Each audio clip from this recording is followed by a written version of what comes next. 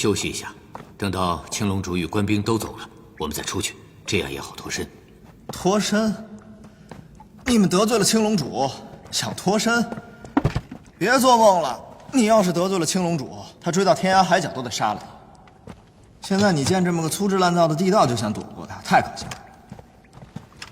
他不是你主人吗？他不救你吗？哼，倘若他要追上来的话，杀的第一个人就是我。我听说别人都是收徒弟，这青龙主收了18个一子一女，方才才有人称你为少主。不敢当，自甘下贱而已。你们没有听说过有人管自己的狗叫做儿子吗？每次我们见他的时候，都要匍匐在地上跟他说话。他还给我们每个人身上都做了一个标记。那你这只呢？有吗？这么大个标记，你刚刚没看见呢？真是作践自己啊！不敢当啊。不过我这个人呢，最聪明，最顺从，也最会巴结他，所以他时常带我在他身边。九龙叟那个老家伙太不上道了，连主人的脚趾头他都舔不着，所以他就只能捏起鼻子跟着我拍我马屁，所以我就带他出来解决这个废人。按说呢，他老人家也费不了多大的功夫，不过没想到北刀就是北刀啊，身边人才济济，哼，厉害。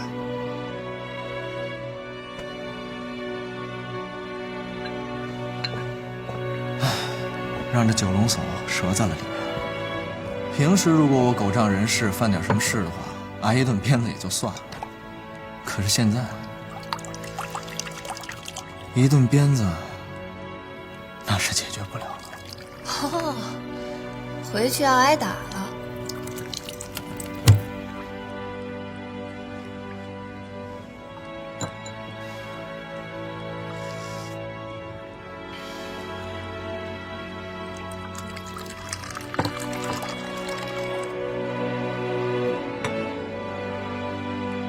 当年南北双刀并成双绝，南刀李征在湖湘，北刀关风在关外。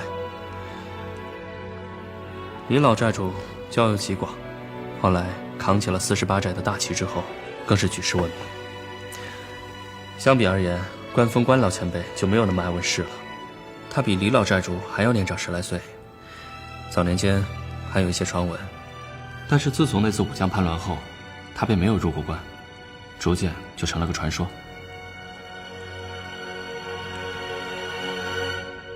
我倒是听我娘提过一点双刀的事。南刀极凛冽，有北风卷雪之势，而北刀似水，人称断水蚕丝。原来北刀这么厉害。他不仅刀法厉害，卑鄙无耻起来更厉害。我年少时刀法出城，拜别恩师，执意要入关。师父也曾劝过我，但是我却认为是师父胆子小，老了，我不听。师父见劝不住我，临别之时，他耳提面命，令我凡事三思而后行。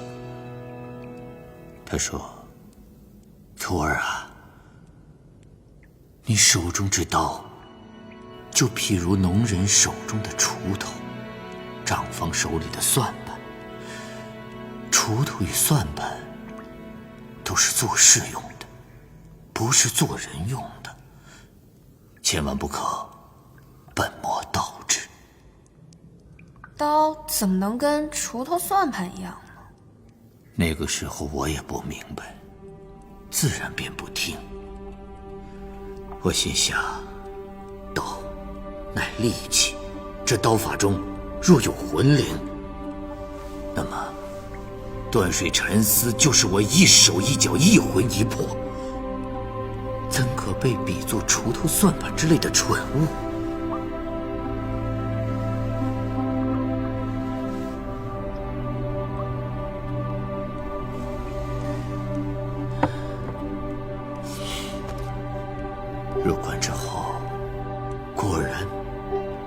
凭我手里这把刀，我纵横天下，很快便闯出了一些虚名。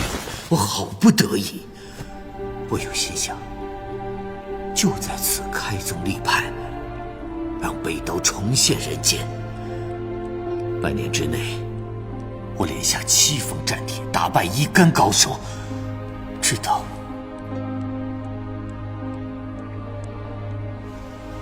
那北刀纪云辰刚入关，就连挑7名高手，至今尚无败绩，属实厉害啊！那是因为他没有碰到殷大侠，你知道吗？他师父关峰当年之所以龟缩关外，几十年不踏入中原半步，正是因为败给了山川剑殷文兰。可见断水禅师不过2流，竟也好意思同破雪刀并称南北双刀。哼，江湖传言，我看也是。燕大侠今后打算去向何处啊？还没有做打算。客官请慢用。来，行。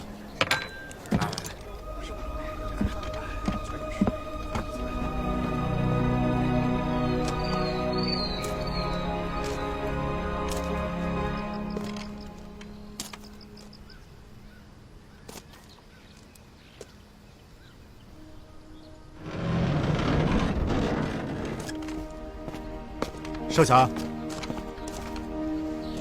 请回吧。殷文兰，你不敢应战是吧？好，我就在你府门前等你3天。你若依然闭门不出，我就公告天下，你山川剑不及我北刀。殷文兰。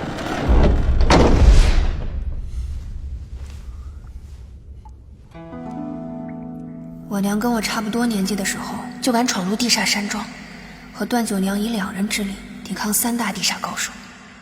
而段九娘20出头的时候，已经靠一双骷髅手横行江湖。就连纪大侠也是初出茅庐便一刀惊世，心里开始惦记着要开宗立派。可我呢？想什么呢？我在想，我手里这刀确实和锄头算盘没什么区别。纪大侠，那后来发生什么事了？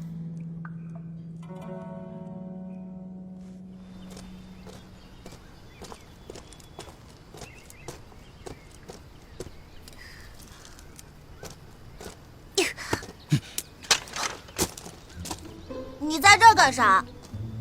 哪儿来的野小子？走开！我可不是野小子，我可是山川剑殷文兰的儿子呢。你是殷文兰的儿子？那正好，进去，本爹姑叫出来。不去。为什么？我是偷跑出来的，他们叫我读书，我不想读书。那你想干什么？玩。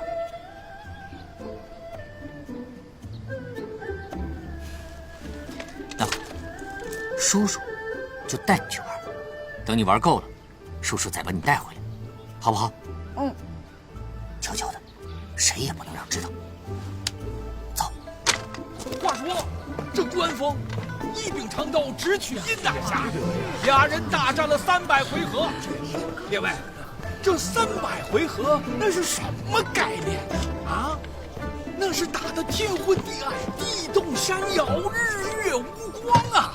嘿嘿，那是只见刀光不见人影啊！啊，毕竟是我殷大侠，那是武功盖世，那是举世无双啊！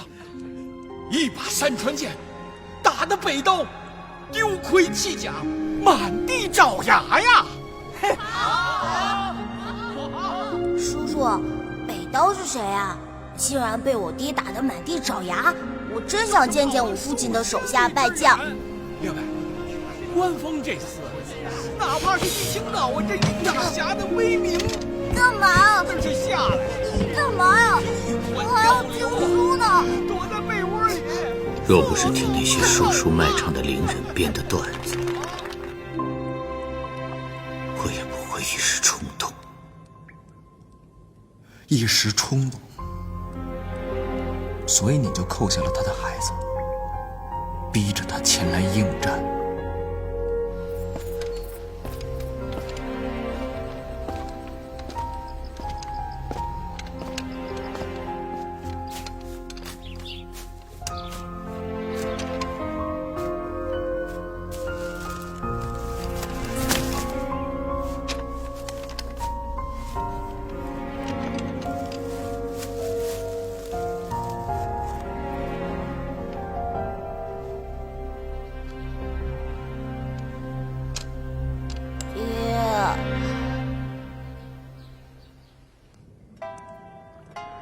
那孩子就是你吧？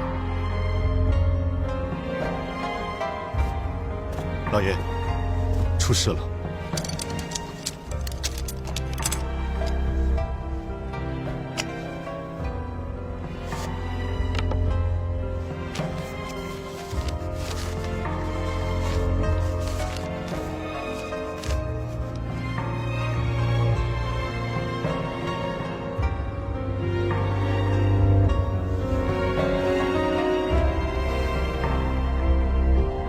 去把家给我拿来。是。我爹，就算是带伤应战，也能打得你屁滚尿流。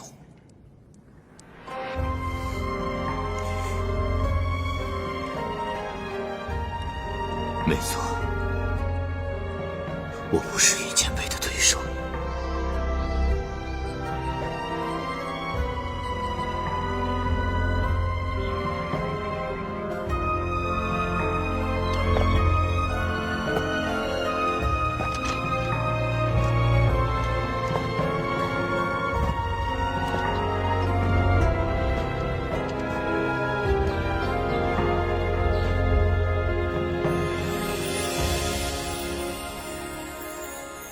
姬少侠，你为逼我应战，竟不惜出此下策，绑架我儿。辱师之仇，不得不报。今日，我就要为北刀正名。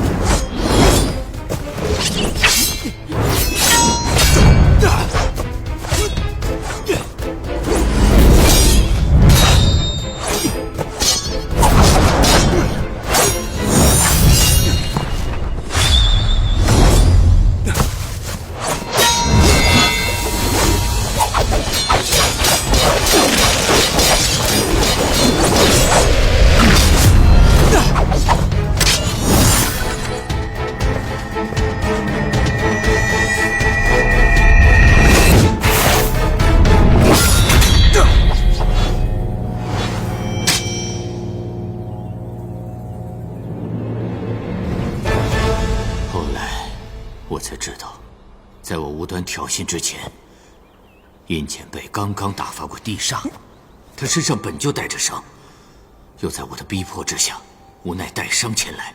当时对战的时候，他本可以杀我。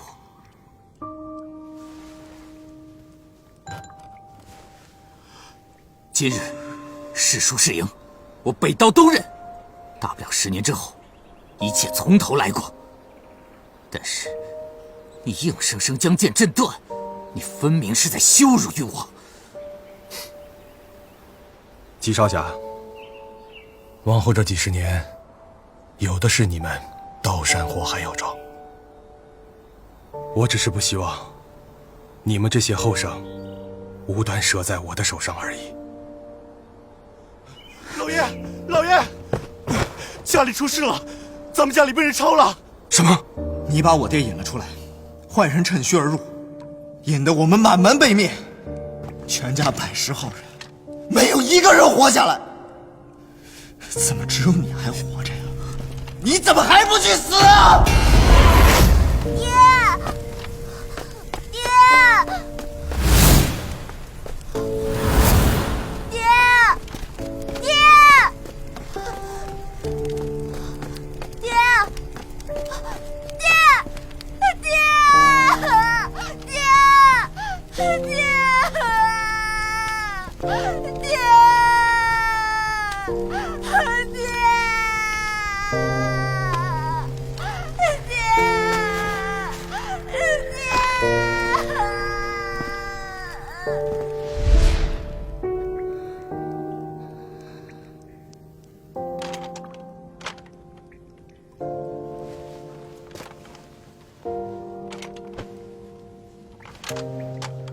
所以你送小英佩回去的时候，殷家已经被灭门了。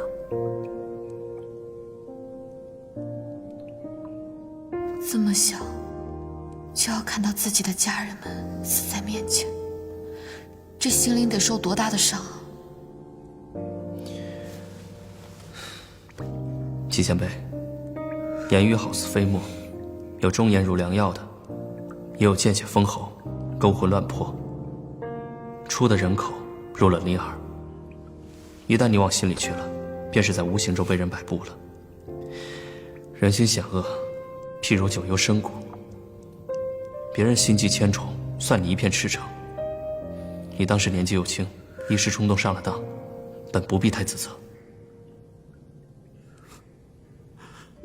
你懂什么？你懂满门被灭是什么样的滋味？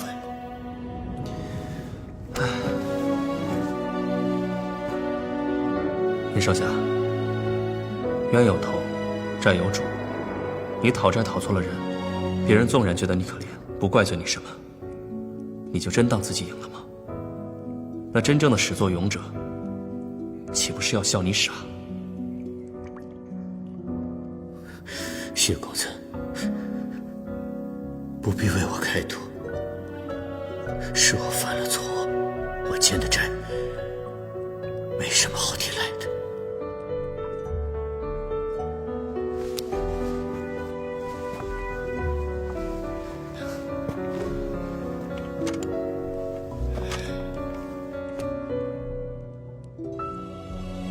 养我的人，就是间接害死我全家的人。你是无意之中得知殷家覆灭和纪云尘有关，因此愤而出走，又碰巧遇上了青龙主，把你捡了回去。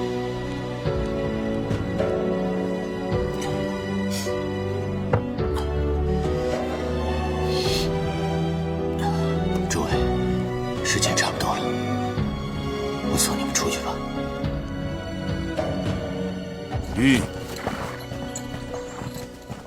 将军，如何？可有行踪？君上这一跑，简直就像是鱼入了海。君上此次带着周姑娘和吴小姐，肯定要比一个人的时候目标大一些。要不要属下再去寻找一番？罢了，君上要去哪里，我们岂能拦得住？你们先回营，把这件事禀报给甘棠公。是。撤。快意少年，不负江湖，初心不改，并肩前行。百雀羚科技新草本，高效不刺激，全新真言霜，淡化可见纹，隐退潜在纹。加入百雀羚会员 ，get 我的同款真言霜，有机会赢取专属福利。刀光剑影间，定格少年成长。百雀羚真言霜不惧时光，留住初心。百雀羚会员招募中 ，get 我的同款真言霜，赢专属福利。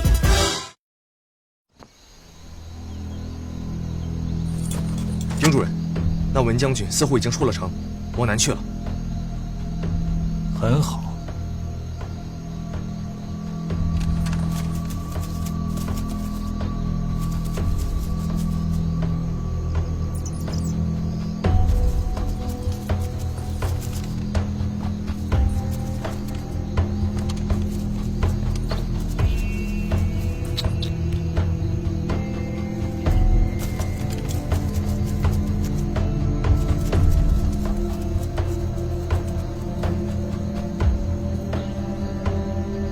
那是衡山方向。走。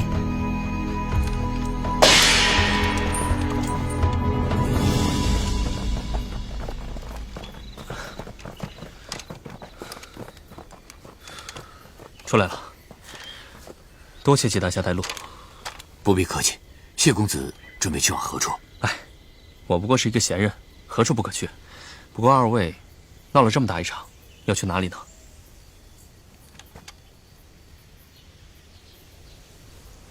你们要是有意，都可以跟我回48寨。你这是在邀请我吗？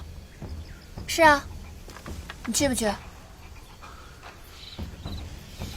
倒是那小白脸有点问题，带着麻烦，弄死也不成。难不成就地放生吗？我呸！哎，你仗着你是南刀的后人，你就这么大言不惭啊？要是没你外祖父，你连狗屁都不是。你们南刀北刀加起来，是我山川间的对手吗？哎，少说两句。来啊，让我看看你嘴里的山川剑。行啊，来啊，来啊！阿飞，别跟他一般见识。你放心吧，他呀，怕是连山川剑的一招半式也使不出来。我呢，虽然不如我娘和外祖父，但至少我不会卖祖求荣，给别人当狗。臭丫头，你要是再这么猖狂，信不信我撕烂了你？青龙主来了。你不说那文将军靠谱吗？怎么那帮敲锣打鼓的这么快就追来了？嗨，他打一半发现人没了，肯定就没心思跟这些门外道打了，自然就匆匆离去了。你踩我干什么？关我什么事儿啊？看那样子就来气。当务之急，赶紧跟我走吧。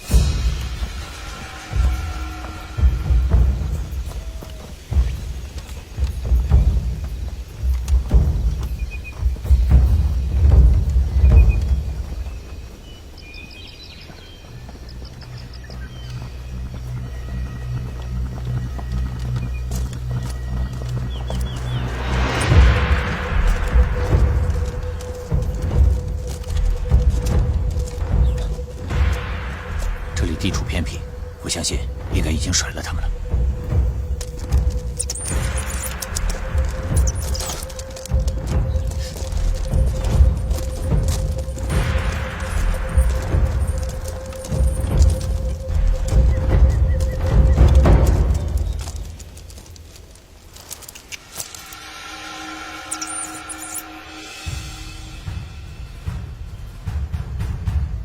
项圈都没摘得高，别人是抱不走的。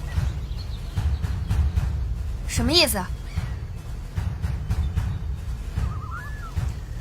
我们每日服食一种丹药，身上有味儿，人是闻不到的，只有他手里那只寻香鼠才能闻得出来。就算我跑到天涯海角，他都能找得到。你有话不早说，非得这时候才说。既然你不及时说，那你就闭嘴吧。把我们家的狗还给我，本座赏你们一个全尸。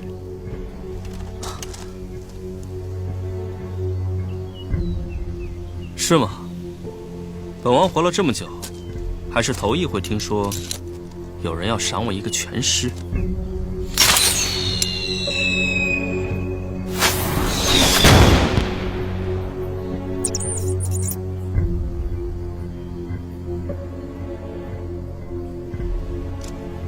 本王刚开始还有点不信，不过看青龙主这不打自招的阵仗，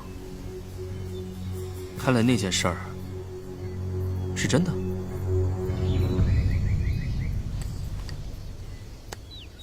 把山川剑交出来，本王保你一命。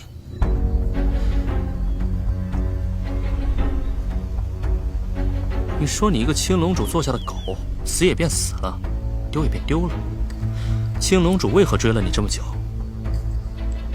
这是青龙主的作风吗？哼，少侠，你自己前后编了那些瞎话，哪一句对得上？劳烦以后编瞎话多费点心思，动动脑子。哦，原来闹了半天，他追杀你是因为你偷了青龙主的东西，还糊弄九龙总那个大傻子为你保驾护航。要不是猜出这把山川剑可能在你身上，你真的以为本王会捞你一命？你是不是觉得我傻呀？我说文将军为什么会突然出现在此地？敢问阁下，是哪一位贵人啊？出来一个能帮我的人。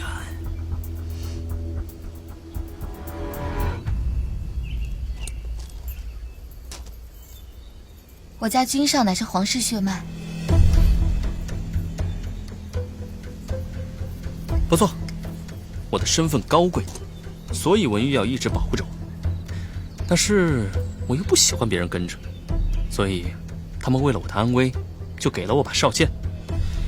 只要少剑一放，不管我在哪儿，他们都会来保护我。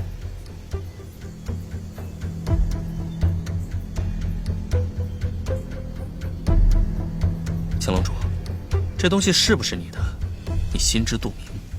世上只有苦主讨自己东西的道理，其他人都名不正言不顺。如今那个苦主的骨头渣子都烂没了，你我抢着山川剑，都只能算是贼。像青龙主这样的前辈，想必是做不出这种贼喊捉贼的龌龊事儿吧？哼。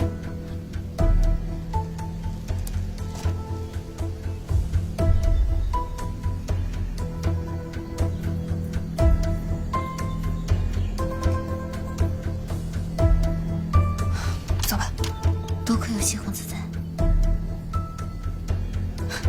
瞧他那得意样。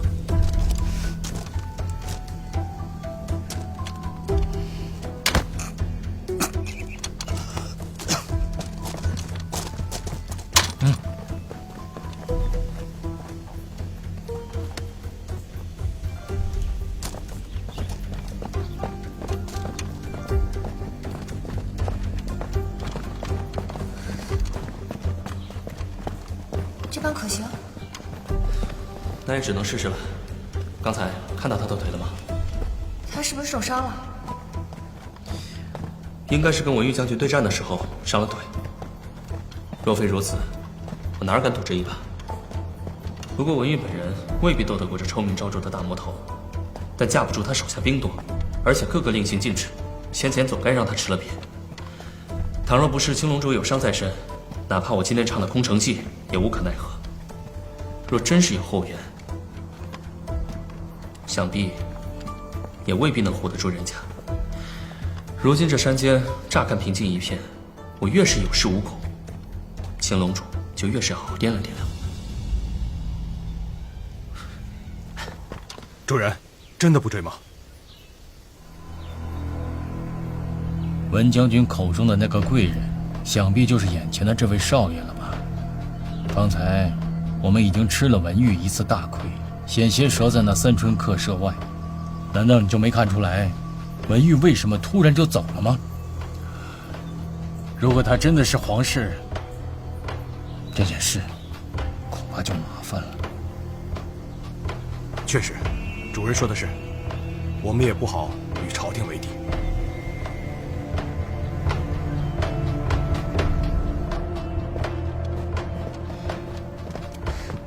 青龙主会跟来吗？你猜？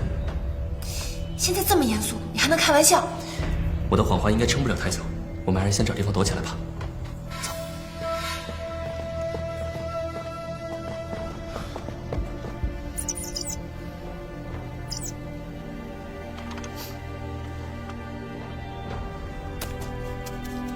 寻香鼠生性敏感，如果遇到人多的地方，一定会东躲西藏。你们再看，刚才寻香鼠顺着山路放心大胆往上跑的样子，只能说明一个问题：这个地方根本没有人。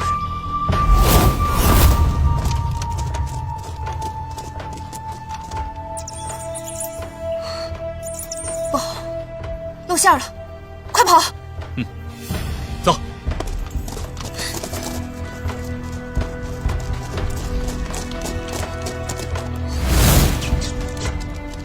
忘了那该死的老鼠！你先走，我等候。走。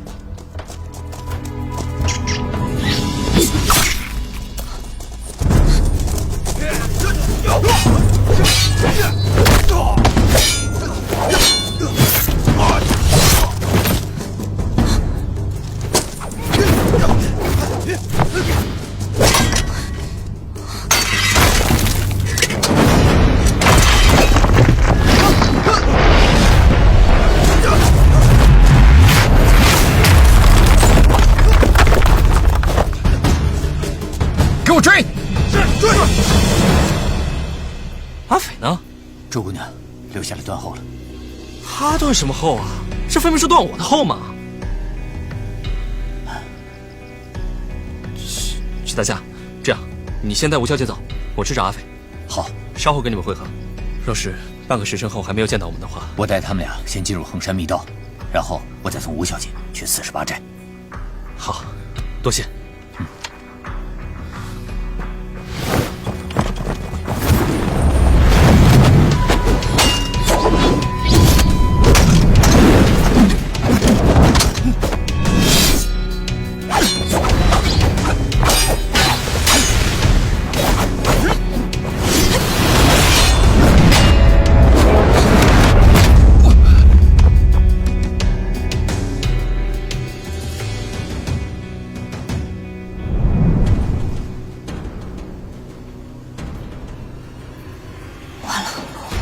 丹田气海已经被那几刀抽空了，这会儿随便有人扑过来给我一下，我大概连刀都举不起来。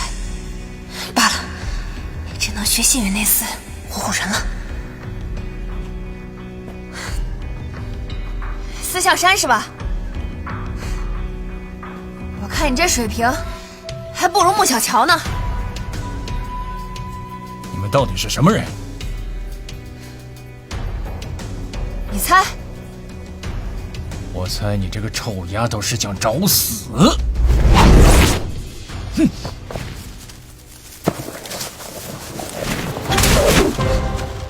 藏好了，这招可是有横断天河之威，让你开开眼。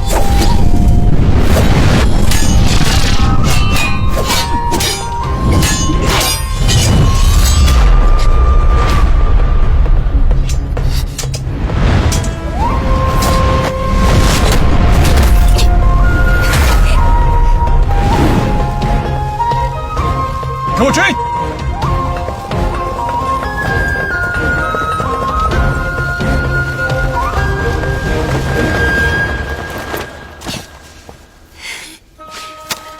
你单挑青龙主，你怎么不上天呢你？你不是把我拽上来了吗？要不是老人家那一掌，就你这点力气，顶多拽来试。哈，我还得谢谢他是不是？我觉得我武艺精进了不少。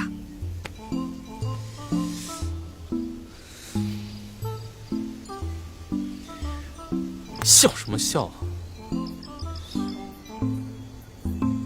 这货全身透着古怪，我却依然能无端的信任他，是不是占了脸的便宜？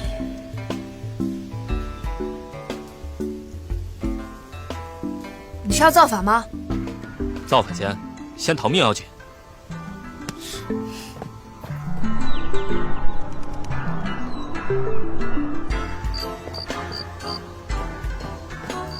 你找什么呢？密道应该就在这附近了，非常隐蔽，挺难找的。阿飞，阿飞，这边这边。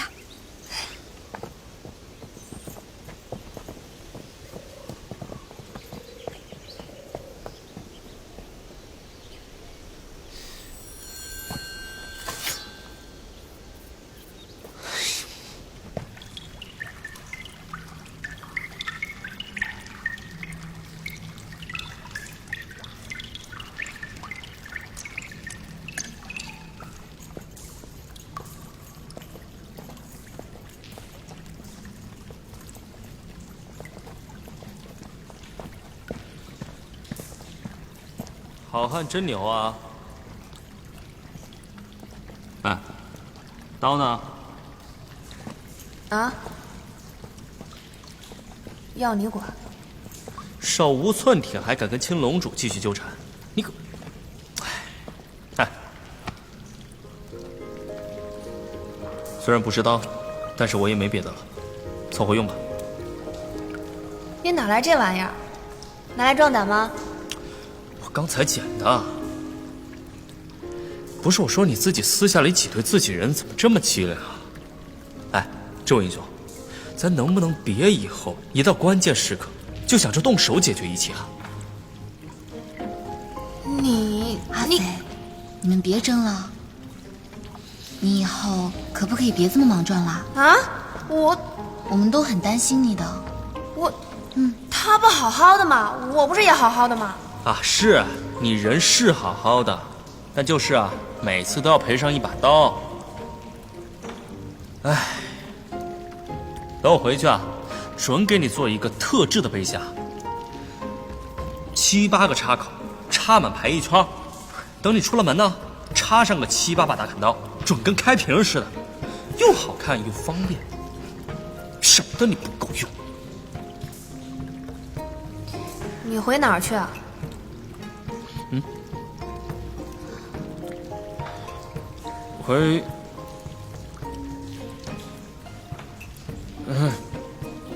跟你回48寨呗。走了啦，阿飞，快点走啦。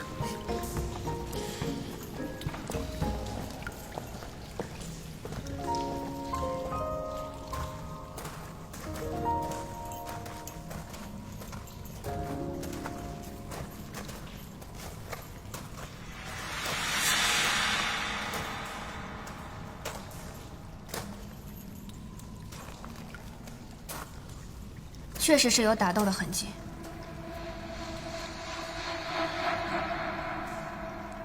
我看青龙主啊，多半伤得不轻，我们可以先在里面避一避，他也不会逗留太久。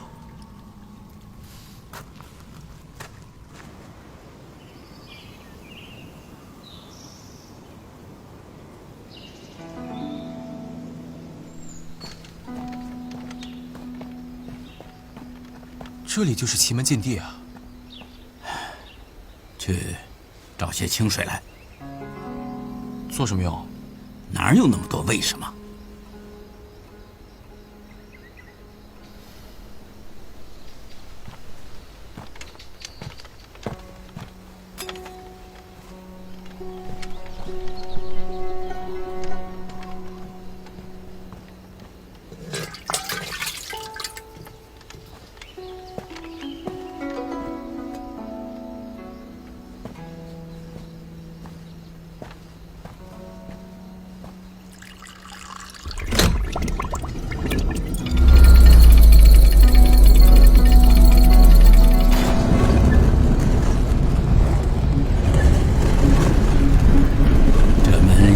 机关的，除了内外，得把那小水碗灌满了水才成。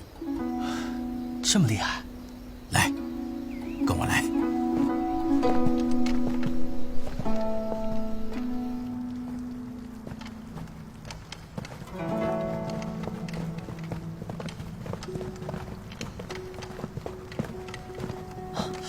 周姑娘，胡姑娘，还有萧，那个都是蒙他们的。叫我小谢就好。哦，那请问谢公子，刚才你与青龙主所说的山川剑是怎么回事？这8成是他瞎编的。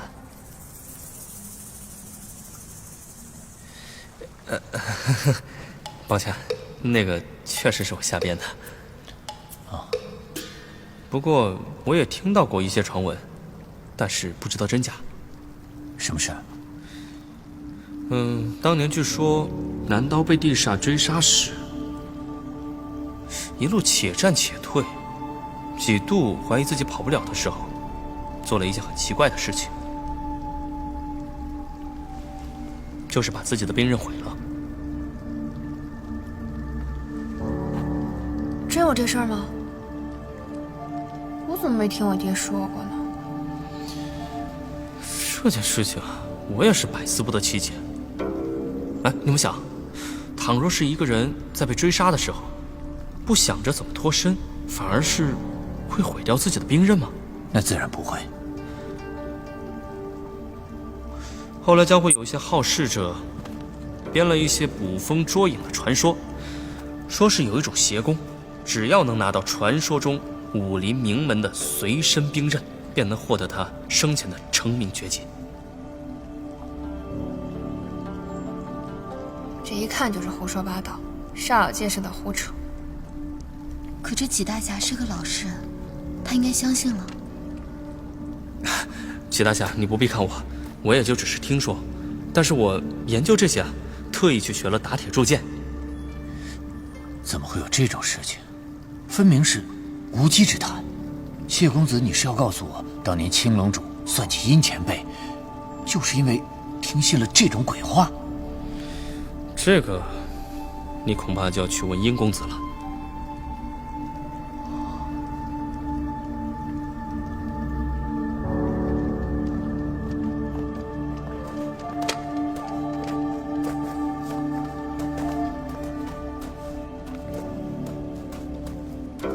殷少侠，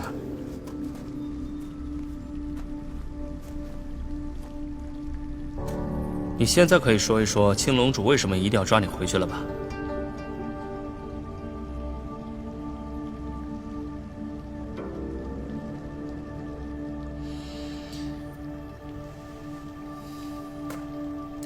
你多年前得知殷家庄覆灭的真相之后，一怒之下与你的养父反目，这个我倒信。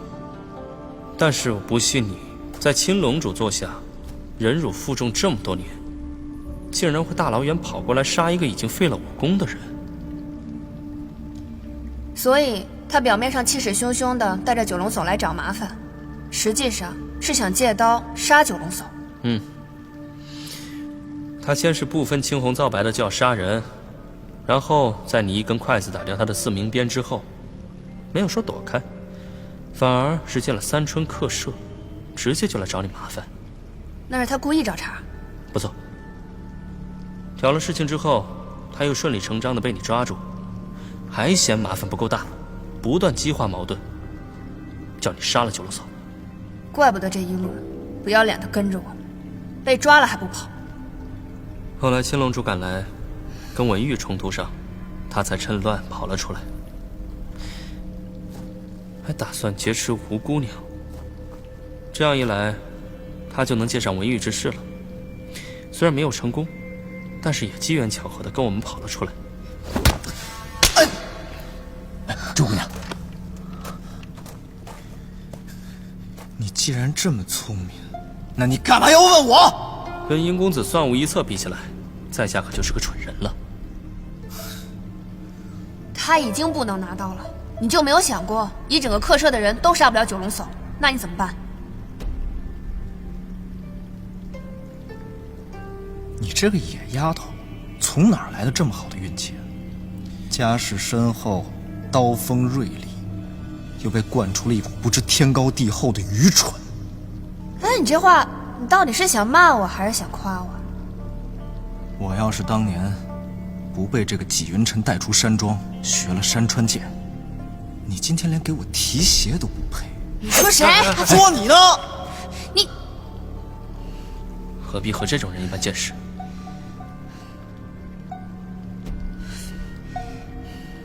是也不会怎么样，大不了就是纪云辰跟一个客舍的倒霉蛋儿都死在九龙叟手里罢了，又关我们什么事？所以，你只要随便找一个借口，说跟纪云辰有仇，身为邪魔歪道，跟北道后代有仇也是理所当然，九龙叟根本不会怀疑。倘若纪云辰就此折了，那九龙叟也只会沾沾自喜，因为他根本没有想到你姓殷，更不会想到你这次逃出来，根本就没有打算回去。可是大名鼎鼎的北刀传人，在江湖上消失了这么多年，这不还是活蹦乱跳的？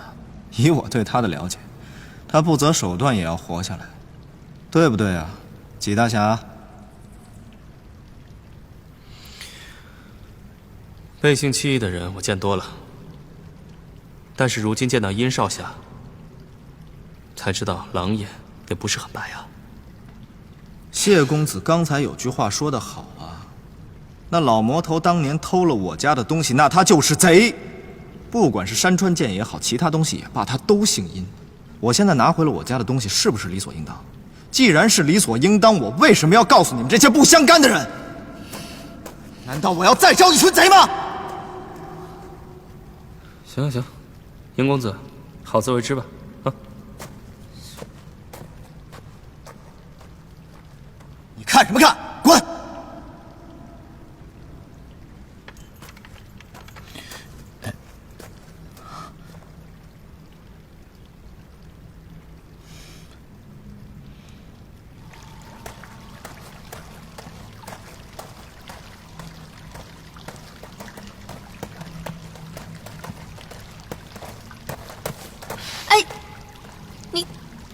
你怎么又出来了？我在里面待得太烦了，总不能一辈子都在这儿吧？你又想提刀就上，跟青龙主正面对峙？那我还是有自知之明的。那就好。行了，那我先出去探查一下。哎，我陪你一起去。我轻功好，跑得快。你呢？武功好，再去打一架。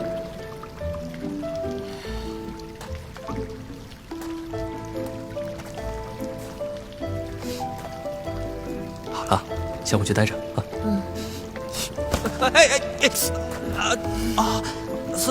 松手！哎呀！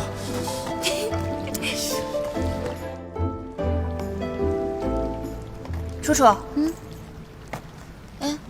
谢公子没跟你一起回来吗？啊，他去探查情况了，咱们也不能在这儿坐以待毙吧？他轻功那么好，一个人应该没问题。这家伙就是个废。哎，不过说来也奇怪啊，一个人的轻功若是高到一定境界，硬功或许不算擅长，但也不至于完全不会。确实，我没看他用过什么招式。一个人倘若没有跟人动武的经验，对对手怎样出手没有一定预判。如果只是光靠着四处流窜、逃跑躲闪，哪怕跑得像风一样快，也不可能像他这样游刃有余。可是我确实只是见过他跑啊。那是为什么？不知道，不去问他，他也不会说。谢公子，他真的挺神秘的。是啊，还满嘴没一句实话。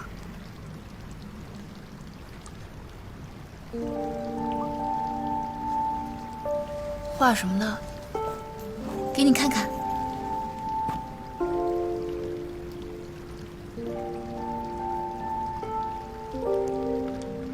这是段九娘的库容手。你看出来啦？我还怕我画的不像呢。你画这个做什么？哎，不对，你怎么记得这些招式？我小时候记性比较好，过目不忘。那个时候看到你跟段九娘在院中比武，我就想着先把它记下来。这几天也听了很多江湖旧事，特别是殷佩说的那些话，我觉得武学要是这样中断了，那真的挺可惜的。所以你就想把它记录下来？先凭我的能力吧，记一点是一点，说不定以后有什么武学奇才，能够从这些记录里面得到一些灵感，把武学传承再继续下去。做成典籍，确实可以流芳百世，为后人所学。楚楚，你这个想法真的不错。其实我也没想这么多，只可惜吧，就凭我一个人的能力，也只能到这儿了。我怕这段九娘的枯荣手会成为绝响。我对枯荣手的理解也只有皮毛而已。不过我体内已经有枯荣真气了，你又把它记录了下来，那就说明段九娘的枯荣手并没有彻底的变成绝响。只是怕我练不好，丢人。哎呀，阿飞，你可不能这么想。段九娘自愿把枯荣手传给你，就是认可你，她看中了你，而且你现在也和这些高手过招了，你也很棒。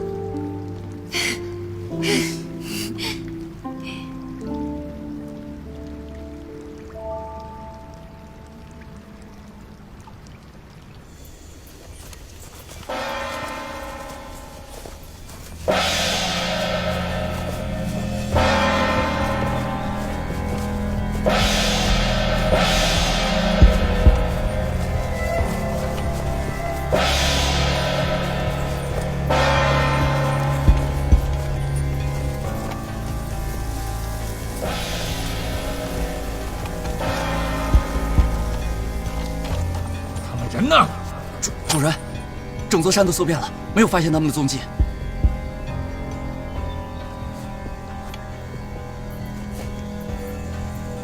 就在衡山脚下，他们一定躲进了密道。传令下去，转战衡山派就职。是。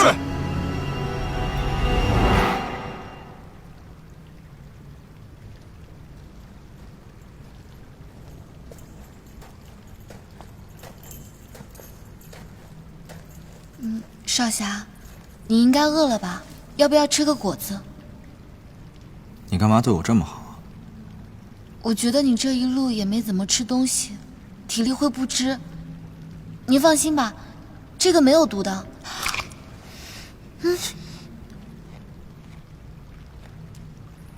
我就不吃，反正都快要死了，吃不吃有什么关系呢？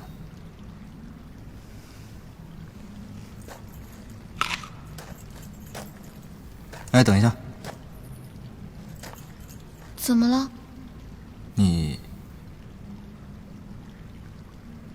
你懂不懂解旋？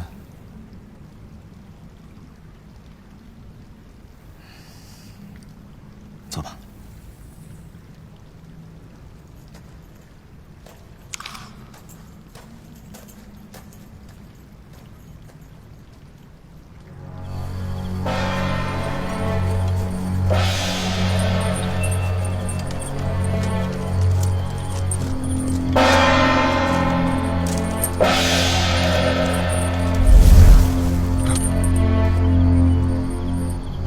听到什么了吗？是风吧？没有人的轻功能那么快。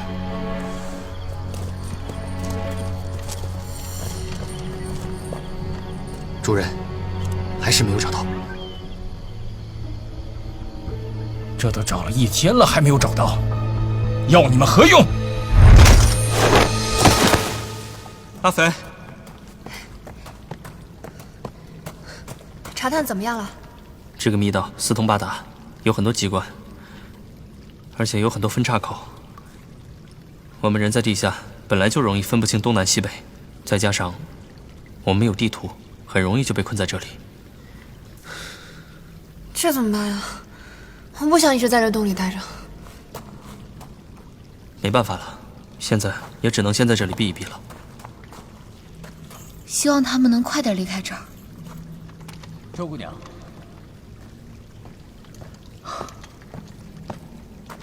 周姑娘，我听说修习破血刀者常常大器晚成，但是我看你的刀法出尘火候，你从小就开始练，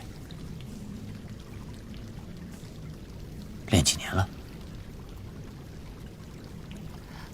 我娘在我临出门的时候，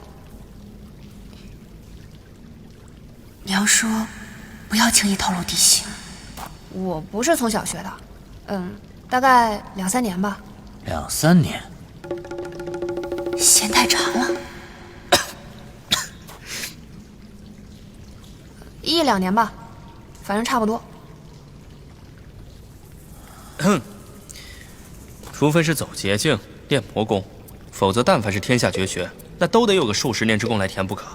你这进境已经堪称神速了。行了吧，我有自知之明，就我这水平。现在就是有辱家学。苏亚飞，你到底学了多久？8年多吧。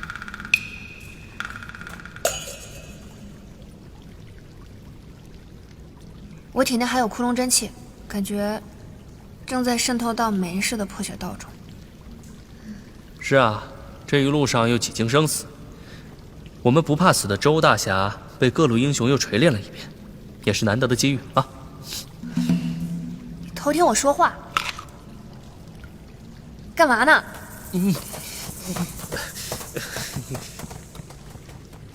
后生可畏。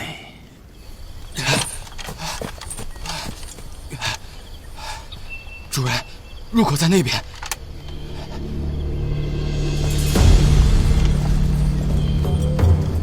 我看你们这下往哪儿跑？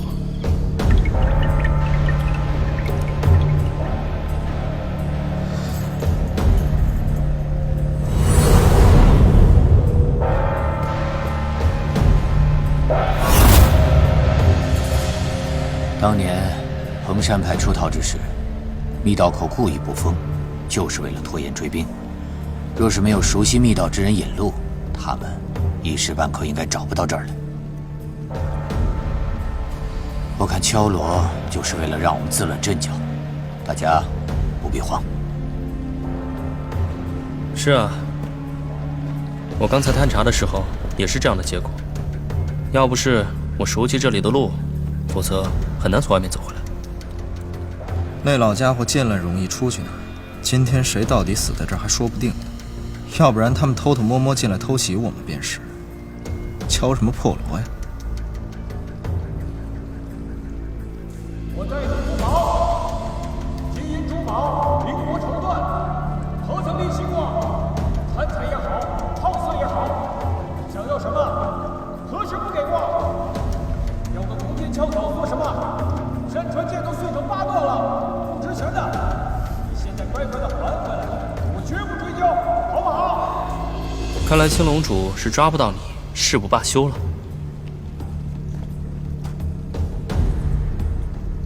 20年前，他为了我父亲手里的这个宝物，不知道算计了多少人。如今，这东西落在了我的手里，是被他自己亲手养的狗偷走的。你告诉我，他能有什么好心情？莫非你这狗东西，还跟殷家有什么关系不成？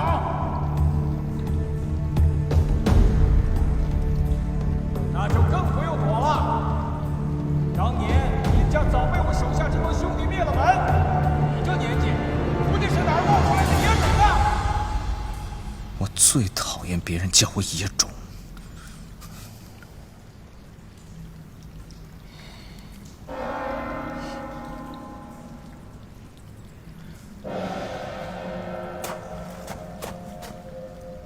不妙，我好像听人说，青龙主手下有一批敲锣人，他们都是瞎子，能在黑灯瞎火中靠3更锣的回音判断前面有什么。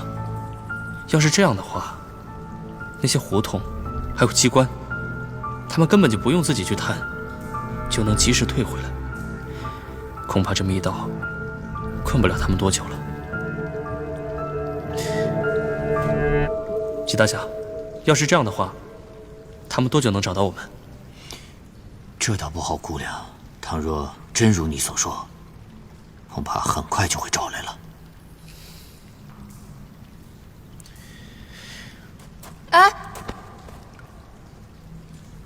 你干什么去啊？我先出去探一探，万一外面暂时安全的话，我们先撤出去比较好。你放心，48寨我都探得，衡山密道也不在话下。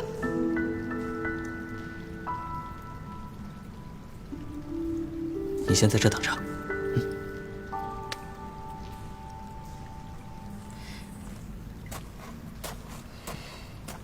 怎么老往外跑啊？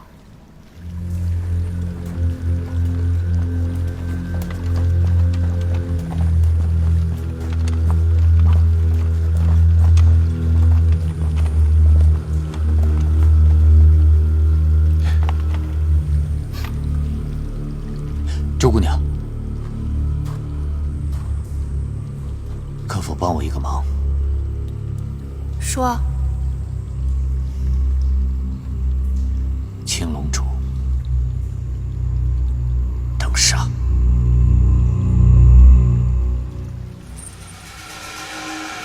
来者何人？躲躲闪闪的，算什么好汉？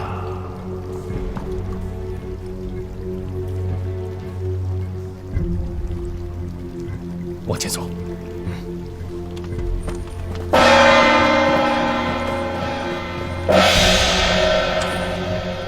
像你这样的女孩，若是换成别人来教，肯定会让你选择尖刺、长鞭这等省力机巧的兵刃，要不然，也会让你习得一手出神入化的暗器功夫。只要轻功过得去，也足以保命。真不知道你的长辈是怎么想的，竟然让你用刀，还偏偏传了破血刀给你。是，已经不止一个人说我筋骨不够粗壮，练刀事倍功半了。所以呢？那有没有人问过你，以你这样的出身和模样，即便是骄纵无能，也足以顺遂地过完这一生，让你不必在刀尖上舔血，四处颠沛流离。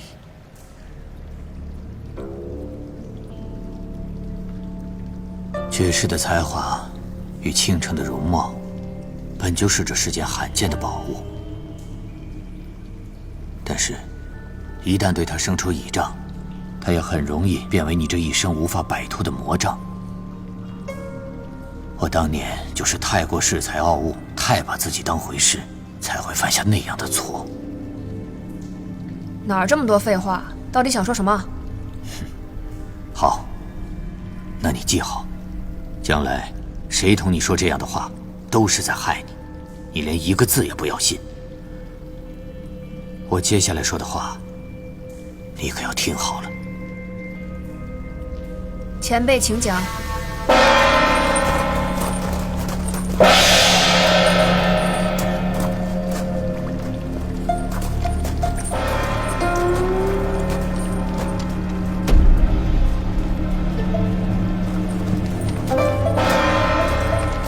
当年并称南北双刀，南刀极烈，北刀极险。又说断水缠丝乃杀人之刀，而破血乃宗师之刀。修习破血刀者，如同风血液独行，需心智极坚，毅力极大者，或能一窥门路。尤其是无匹、无常、无风三式，乍看之下，这招式平平无奇，但是很多人哪怕穷极一生也无法参透。若是过不了这一关，即便是刀法再精，内力再深，也只是无魂之刀。周姑娘，我是担心你修炼多年，恐怕也会一事无成。你说这么一大串，就是想咒我一事无成？哎呀，我出去探过了，青龙主啊，留了一些人在外面巡山，不过人不多，大批人马都下了密道，所以啊，我们现在出去比留下来安全。要走，我们现在就走。周姑娘，你到底是想和他们一起逃，还是愿意留下来冒一次险，与我一同杀了青龙主？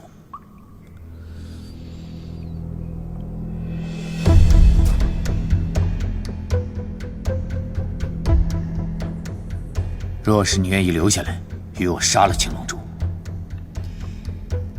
我可以将断水缠丝传给你。你只需要帮我拖住青龙主，剩下的我自有办法解决。不行！你让一个小姑娘替你升抗思想山的4位主人之一，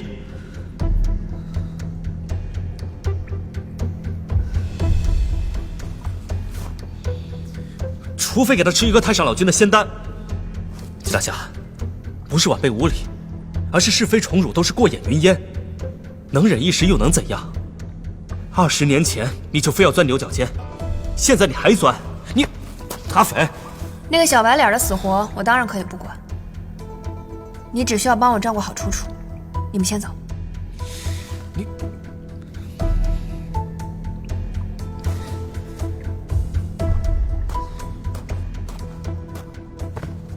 既然你说你自有办法，我可以留下来帮你。不过我的话你也听好了，我留下来是为了对付那只大老鼠，至于别的，你不必教，我也不会学，更不会转投其他门派。南北双刀并行，我看在我外祖的份上，本不该对你不敬。但如今见识了你这样的前辈，少不得也要说一句：断水缠丝算什么东西了？是啊，断水缠丝，它不算什么东西。但不管如何，谢过姑娘了。我们先去把洞堵上吧。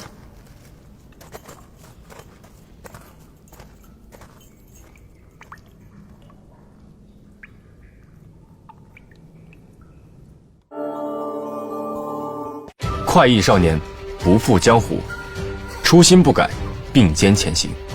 百雀羚科技新草本，高效不刺激，全新真言霜，淡化可见文，隐退潜在文。加入百雀羚会员 ，get 我的同款真言霜，有机会赢取专属福利。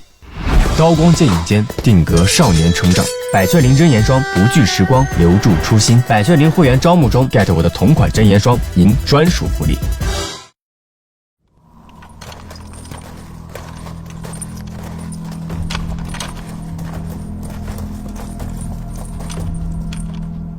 找到他们了吗？回禀主子，这条通道里没有任何阻碍，他们应该就在最深处。好，继续往里追。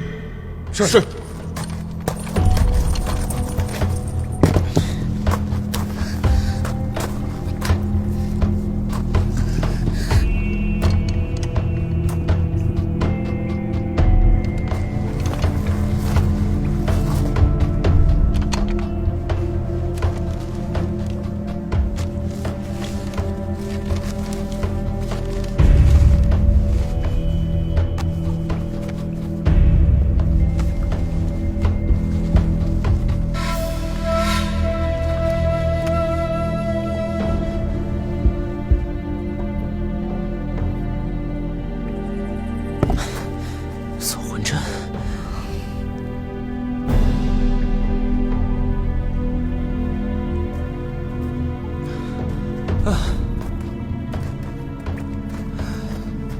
说什么针？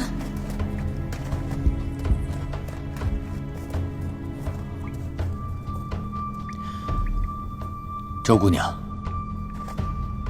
想要应对青龙主，只有我北刀招式可以牵制住他。别看我现在如同一个废人，但以我曾经的功力，足以与青龙主一决胜负。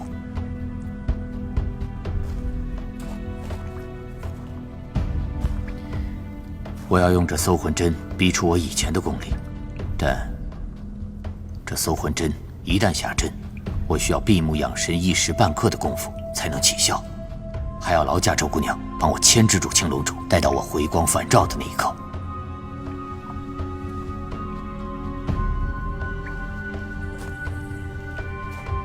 好。先前你看不上我北刀，那我可否以断水沉思向你领教一二？怎么领教？恕我不能武斗，周姑娘可知何为文斗？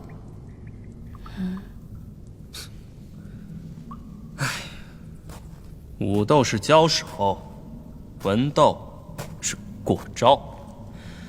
文斗中人呢，或者只是互相解说招式，或者是在互相不触碰的情况下比划个一二，谁也不伤谁，非常和平。周姑娘，请。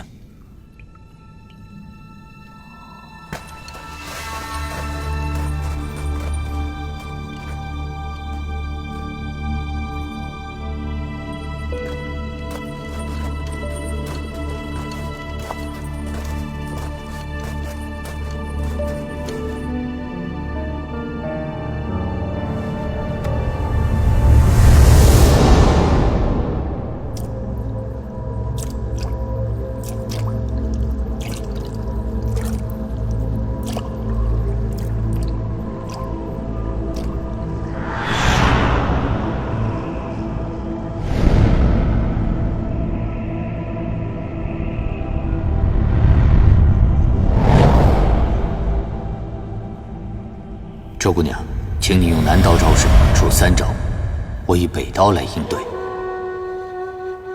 请。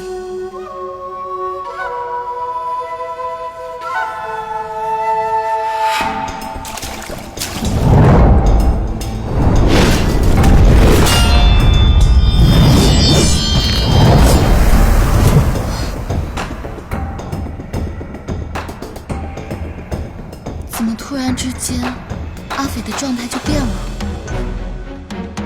因为在阿斐的眼里，他刚才已经被断水缠丝一刀两断了一次。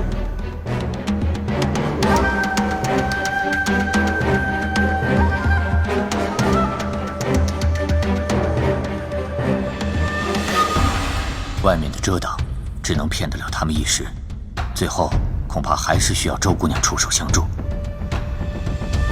此地空间狭窄，他们人数再多，也难以一拥而上，这是我们的优势。这青龙主最擅长以强欺弱，他一看你是个小姑娘，必然会亲自动手，他的内力远在你之上。你所能倚仗的，就是绝代刀术。接下来，我就让你看一看这绝世的杀术。在这一宿时间内，若你能在此刀下走上20招，青龙主一时半刻奈何你不得。再来。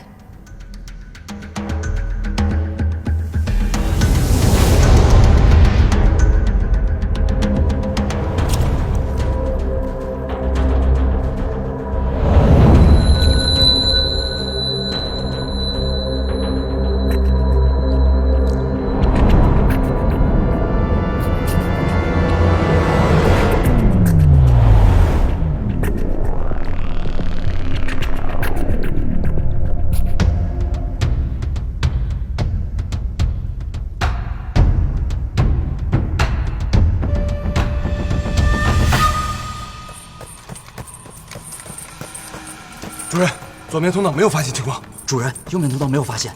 主人，我们也没有发现。难不成他们会在山洞里面消失了吗？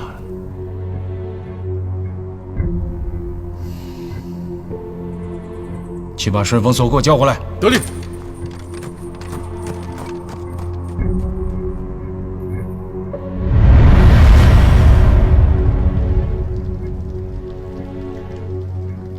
为什么不出招？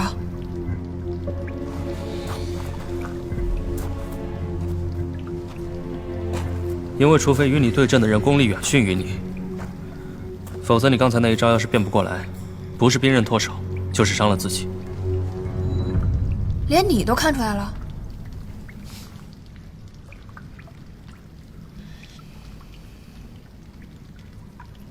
季前辈，方才是我口出狂言了，请多原谅。哎，季大侠，您说的一时半会儿到底是要多久啊？是一顿饭、一盏茶，还是一个时辰？要是一个时辰的话，那我现在就去给大伙买几个棺材，还能便宜一点。说什么呢？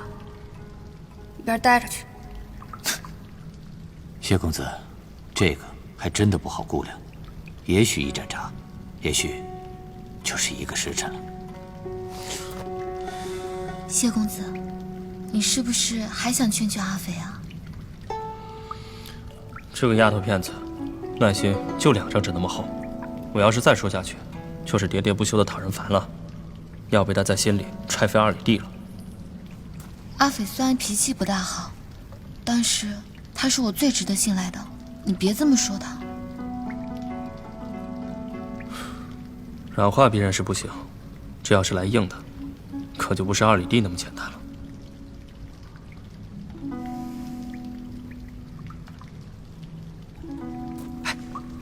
阿飞，阿飞，阿飞，啊，我还要带吴小姐走呢，万万不能待在这里。她现在不听我说，你来跟她说。阿飞，我跟着你，你留下来我就留下来。吴小姐，穆小乔什么样，你可是亲眼见过的。嗯，我见过啊，而且这个青龙主应该也不会太差。怎么了？此人为四象山主人之一，就说明他除了武功以外，还有很多你想都想不到的手段。他一旦顺着这个密道过来，根本不是我们这些人能对付得了的。落到青龙主手里是一个什么样的下场，我不吓唬你，你自己想。楚楚，你跟谢大哥先走，这里交给我跟纪大侠就行了。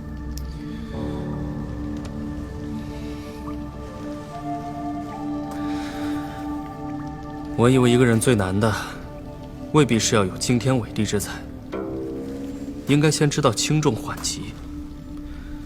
什么时候应当一往无前，什么时候应当视死如归，什么时候该谨小慎微，什么时候又要暂避锋芒，都要心里有个数。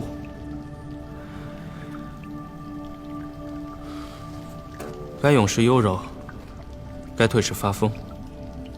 也不知道是哪家君子不合时宜的道理。姓谢的，你是在指桑骂槐吗？我只希望我指的人能够明白我的一片苦心。你以为我就不想回家再好好练练刀吗？只是像青龙主那样的霸主，必须早死。谢公子眼光独到，看得出来精通不少兵刃，可有专攻过刀法？惭愧，在下专攻的只有一门，就是如何逃之夭夭。单刃在前是刀，双刃是剑。刀乃百兵之胆，因为有刃的一侧永远在前。不错，只要不是自己抹脖子。若是没了这点精气神，什么断水禅丝，还是破血，都成了凡铁蠢物。我就是前车之鉴。破血刀有劈山撼海、横切天河之势，如今当斩之人近在咫尺，他杀心已起。你若此时劝他退避，想必他这一辈子都会记得此时的无能与怯懦。纵使他能够活到7老80，那他在刀法上的成就，恐怕就止步于此了。不用说，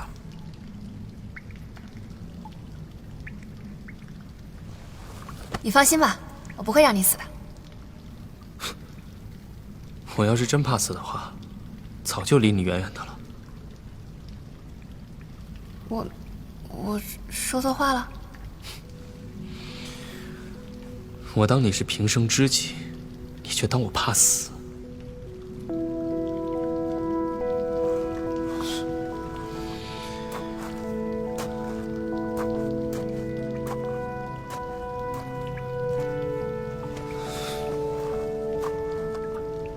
纪大侠的搜魂针凶险，我替你把关护法。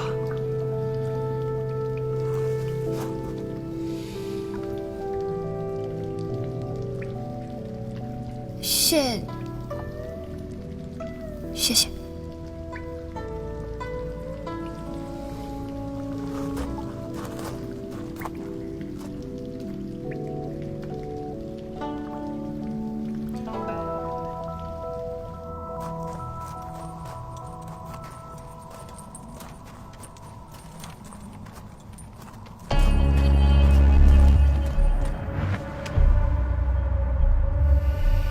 现在就指望你了，不要让我失望。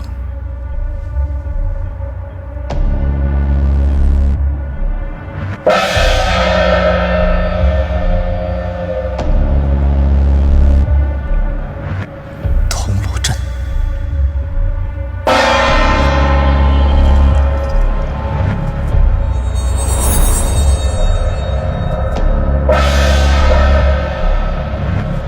周姑娘，时间不多了，再来。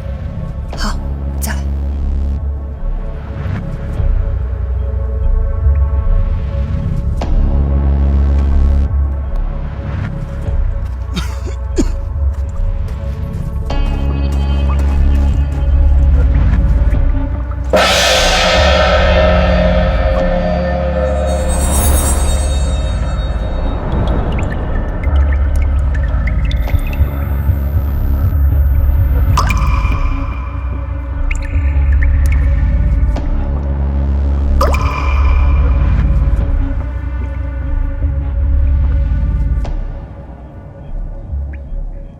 阿肥是不是遇到什么麻烦了？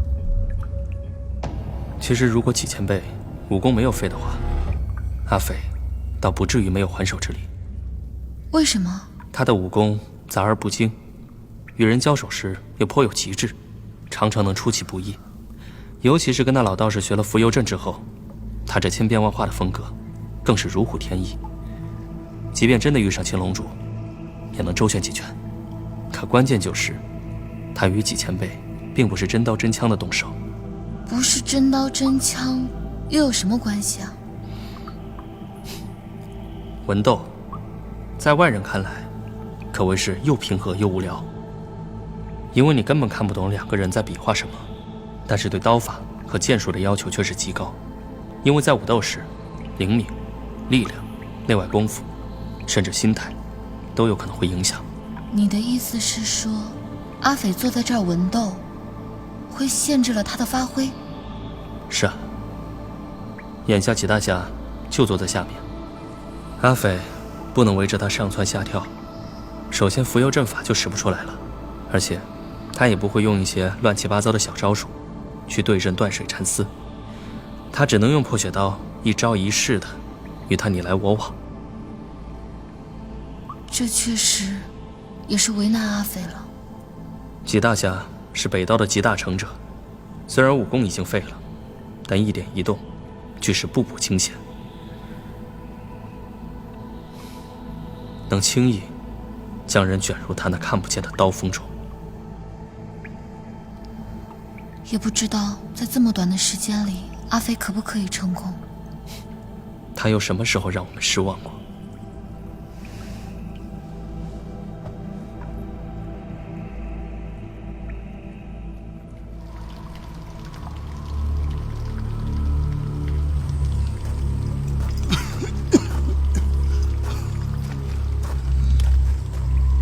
主人，找到了。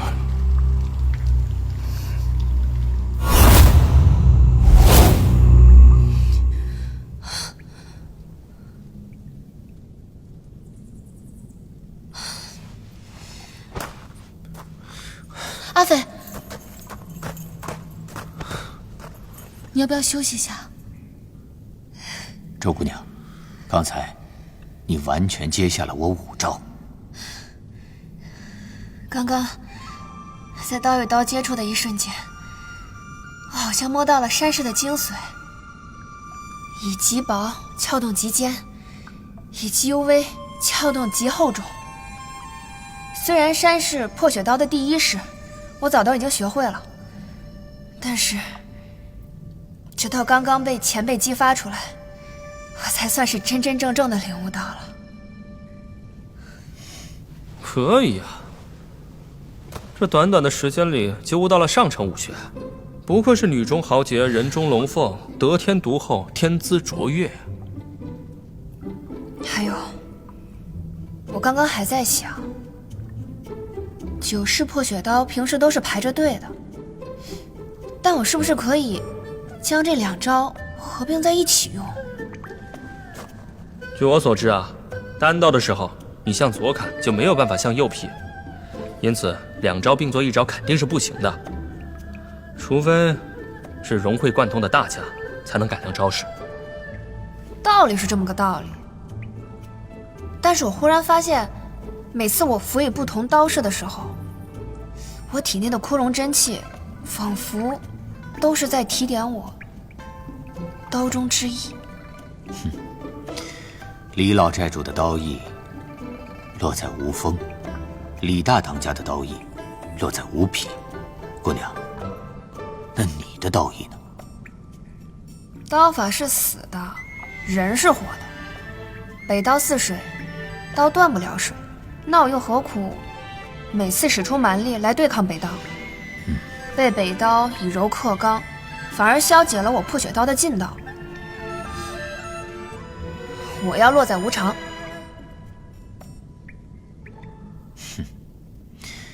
不愧为南道的传人，周姑娘，你在武学上的悟性极高。我看青龙主应该很快会到，不如趁热打铁。好。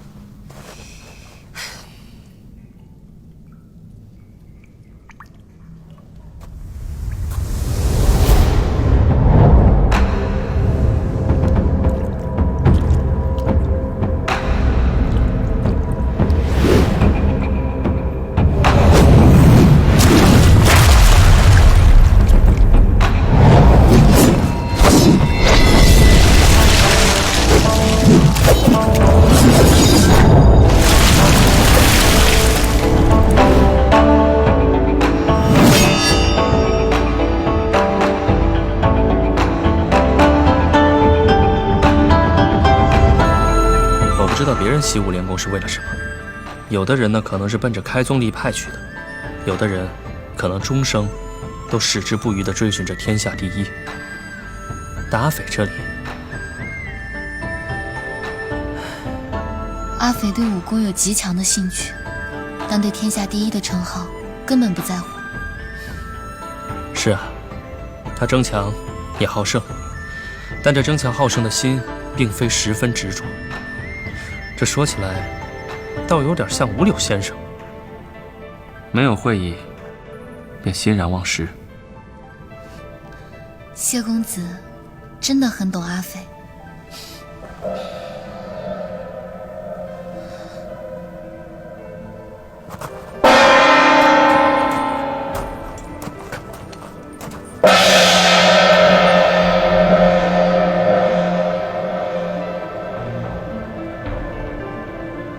不好，听这个声音，他们好像离我们越来越近了。再等等看，不一定能找到这里。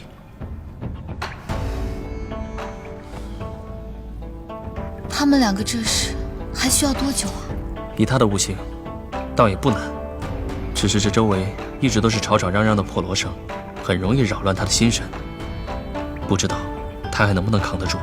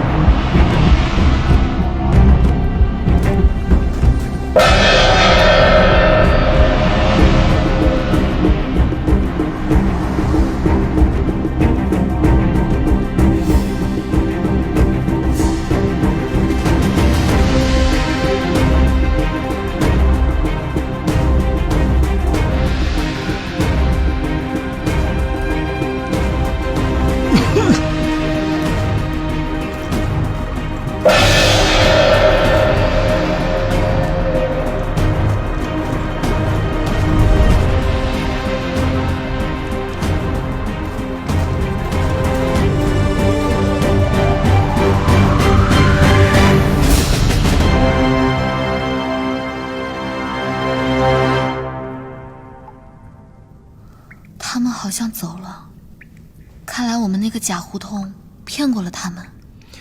也许吧，但是他们没有那么好骗。希望还能再撑一会儿。